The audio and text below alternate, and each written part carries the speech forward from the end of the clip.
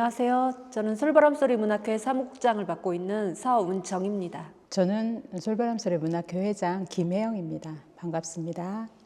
저는 솔바람 문학회 회원 김창곤입니다. 네, 저희는 지금 이제 19년 된 부안에 있는 솔바람소리 문학회 비영리 단체고요. 지금 15명의 회원들이 활동을 하고 있습니다. 부안에서 진정성 있는 문학을 함께 하고 있고, 그리고 부안 국민들을 위해서 인문학 형성을 위해서 노력하고 있는 단체입니다. 2005년도에 이게 창단을 했는데, 그때 당시는 저는 있지는 않았거든요. 저는 2013년도에 이렇게 들어와서 했는데, 부안에서 이제 딱히 문학회가 없었을 때 서로 좀 같이 뜻을 합해서 문학을 좀 해보자 해가지고 이렇게 결성이 됐던 걸로 알고 있습니다. 네. 저희는 어떤 진정성, 문학의 진정성, 물론 이제 부안에는 문인협회도 있고 여러 사람이 다 하는 것도 있지만, 저희는 어떤 문학의 진정성을 위해서 그리고 또 부안 지역의 사람들로 이루어져 있기 때문에 저희만의 어떤 리그가 아닌 이제 후배를 양성하고, 그다음에 이제 부안 다른 작가들, 지금 전국에 있는 많은 작가들 있잖아요. 그분들하고도 소통하면서 좀 부안만의 어떤 문양, 그런 거, 석정 문학관도 있고, 그다음에 임해창도 있잖아요, 부안에. 그래서 어떤 그런 정신을 이어받는 부안만의 특색 있는 그런 문학회, 그렇게 생각합니다. 매월 마지막 주 수요일에는 독서회 모임을 해서 책을 읽고 서평을 쓰고 토론하는 것도 가지고 있고요. 그리고 봄하고 가을에는 정기적으로 저희가 문학 기행이 있어요. 그래서 다른 곳에 교류도 하고 문학관을 가서 어떤 그 지역적인 그런 향기를, 문학의 향기를 가져오는 역할도 하고, 그 다음에 이제 제일 큰 행사로는 가을에 부안 문학제가 있거든요. 그래서 저희들이 그 1년 동안 했던 그런 글들을 모아서 시와 수필, 이렇게 해서 수필화 전시회를 하고, 그리고 아주 가장 큰 거, 그거는 이제 문집을 발행을 해요. 1년에 한 번씩. 그래서 이번에 19집 어머니의 달을 저희가 그 부안 문학제 때 출판 기념일을 같이 하거든요.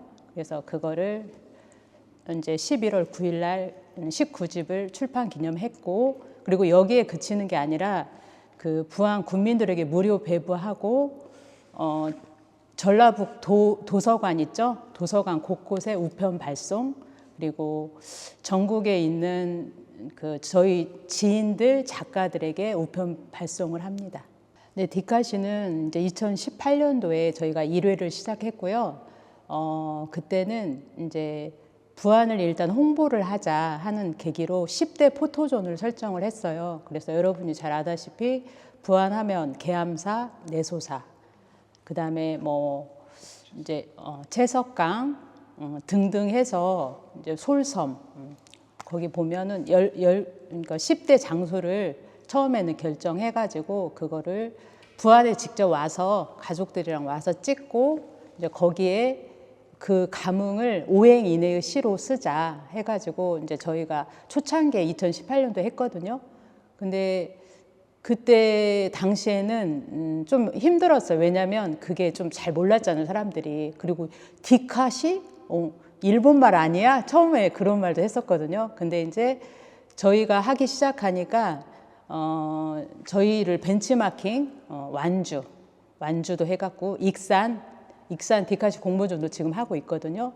그래서 나주도 마찬가지고 여러 군데에서 저희한테 벤치마킹을 해가고 저희는 그냥 다 줬어요. 저희는 이렇게 했어요 하면서 카페에 있는 내용을 다 주기 시작했거든요.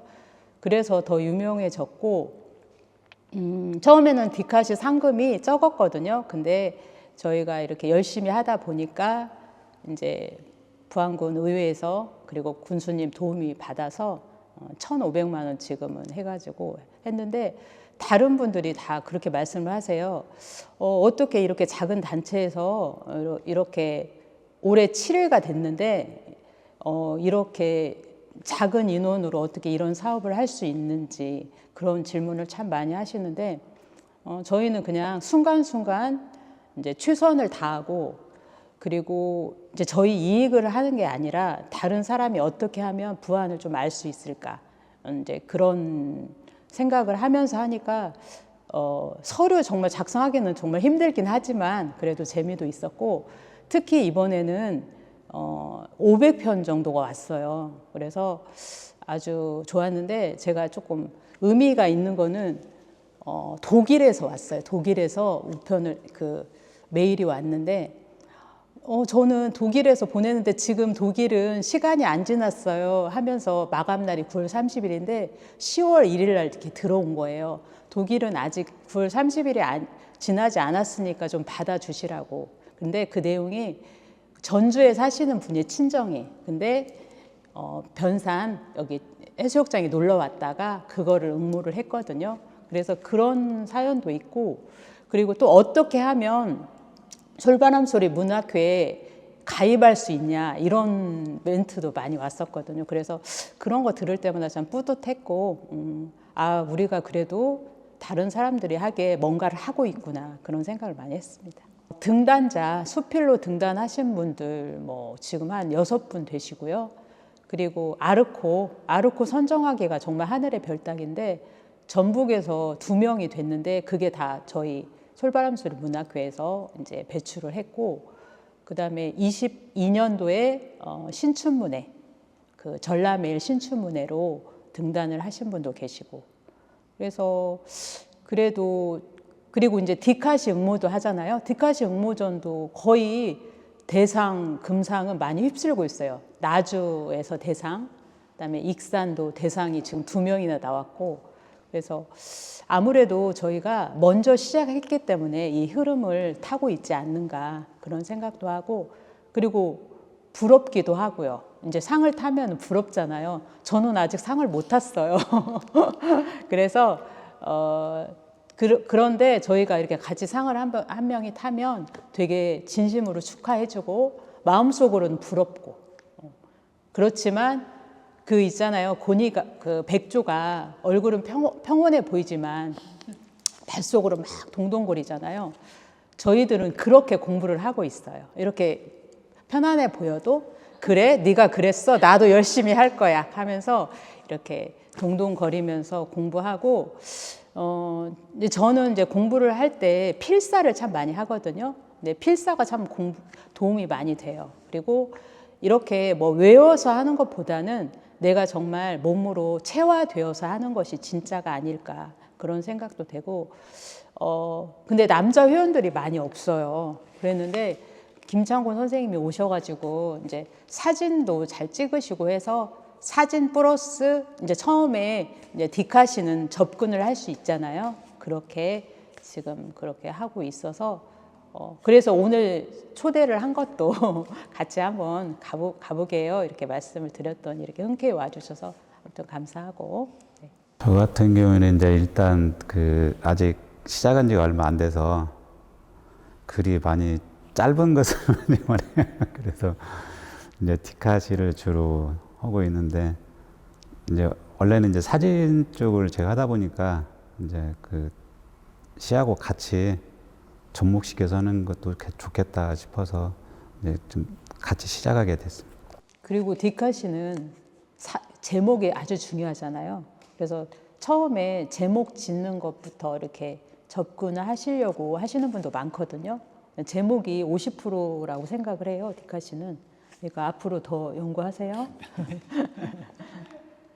일단은 부안에 살고 있으면서 문학을 좋아하고 그다음에 글쓰기가 어느 정도 조금 되시는 분. 왜냐하면 글쓰기를 안 하시면은 안 되잖아요. 그러니까 글을 쓰는 걸 좋아하시는 분이면 좋고 처음에 오시면 저희가 바로 가입을 권하는 건 아니고요.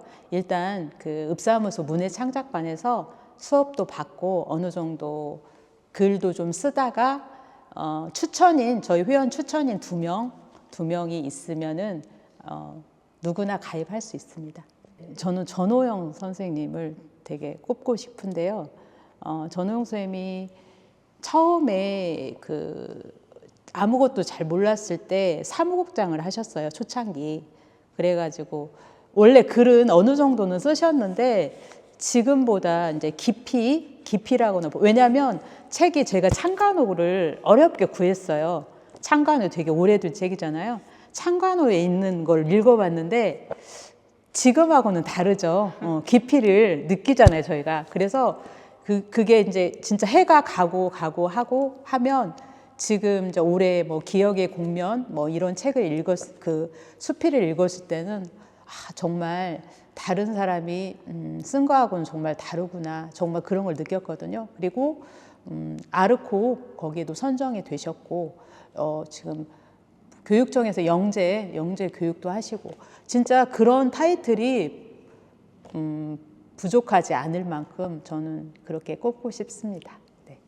저는 기혜영 선생님, 신춘문예에도 당선도 하셨고, 저는 글보다는 그분이 그 회원들을 이끌어가는 그런 부분을 가족처럼, 엄마처럼, 때는 언니처럼 그렇게 이끌어주시는 부분이 저는 너무도 존경스러운 것 같아요. 따뜻하시고. 네. 겉으로는 그렇게 많이 표시는 안 나는데 이렇게 오래 옆에서 있어서 지켜보다 보니까 그런 부분들이 자신은 이렇게 내색을 안 하려고 하시는 것 같은데 보면은 그런 게 느껴져요. 진솔성이나 그런 따뜻함이 느껴지는 것 같아요. 지금 부안 독립신문에 수필을 계속 게재를 했거든요. 삶의 한 꼭지라고 해서 지금 153회? 되게 저희 나름대로는 열심히 이렇게 준비를 했었는데 이제 문집도 문집이지만 그 웹상에서 저희가 이렇게 남는다는 것은 정말 솔바람소리 문학회 역사가 아닐까 그렇게 생각을 하고 자부심을 갖고 하고 그게 신문이 나오잖아요. 그럼 여러 군데서 연락이 와요. 전화 와가지고 읽었다고 그랬었냐고 그런 내용을 이렇게 하는 거 보면서 좀 더 열심히 써야겠구나 그런 생각을 참 많이 했습니다. 그 하이라이트 사업 중에서 첫 번째로는 저희 회원들의 그 어떤 글을 읽는 그 역량 강화, 어떻게 보면 그게 이제 먼저 포인트라고 생각이 돼서 저희가 그 평소에는 읽을 수 없는 그런 조금 철학서, 입문서, 문학 입문서를 3권을 선택해서 그거를 3달 동안 함께 읽고 그리고 서로 토론하고 이렇게 이야기 나눈 것이 일단은 제일 좋았던 것 같아요. 그리고 두 번째는 이제 부안 지역민들과 함께하는 인문학 나들이로 평소에 모실 수 없는 그 시인을 대구에서 모셔왔고 그분과 더불어서 동시 강연을 듣고 그리고 도예 체험도 하고 그리고 이제 수성당하고 내소사도 같이 가서 어떤 자연 속에서 좀 동심을 느꼈던 거 그런 게 참 좋았던 것 같아요. 솔직히 저희 솔바람소리 문학회가 그 회원들의 어떤 회비로 그 운영이 되기 때문에 경제적으로 열악하거든요. 근데 이렇게 이제 부안군 문화재단 그 보조를 받아서 후원을 받아서 하니까 차를 이렇게 대형 버스를 저희가 처음 불러봤거든요. 그래서 이제 그 차를 타고 한 20명만 가도 되잖아요. 근데 저희는 아깝더라고. 그게 이런 기회가 별로 없으니까. 그래서 인원을 우리가 다 채우자. 그래서 서로 연락해서 한 명이라도 더 이렇게 가서 같이 하자. 이런 취지로 해서 근데 그런 마음들이 서로 잘 모아진 것 같은 느낌이 들어요.